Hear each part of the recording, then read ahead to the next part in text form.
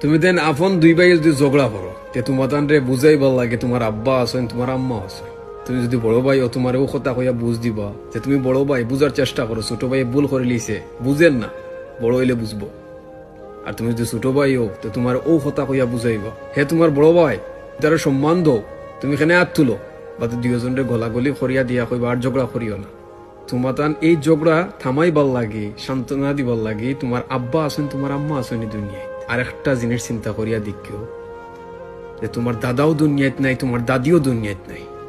তোমার আব্বা আর চাচায় যদি ঝগড়া লাগন তারারে সমাধান খেয়ে দিত, তারারে বুঝাইতো খে। এই হিসাবে তো তারা এতিম না, তারার মাও নাই, তারার বাপও নাই দুনিয়াত, তারা তো এতিম।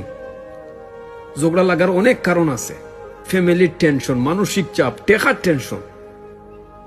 বাচ্চা ইনতে বড় হইরা ইতারে বিয়া দিতা, টেকা লাগবো, কইতা কি ম্যানেজ করতা, ওটা টেনশন, যার কারণে জায়গা জমিন লইয়া গিয়া ঝগড়া হয় বেশিরভাগ।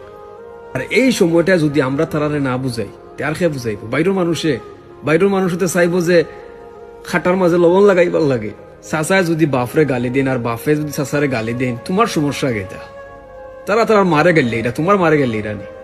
আইজ যদি তুমি তারারে সুন্দর করে বুঝাই লাও গিয়া, তারার ভিতরে যদি ও জিনিসটা আই হয়ে যায় আইজ আমার বাতি যায় আর আমার ফুয়াই আমারে বুঝার আইয়া আমরা কত নিচে লামছি, এই শরমটা যে সময় তারার ভিতরে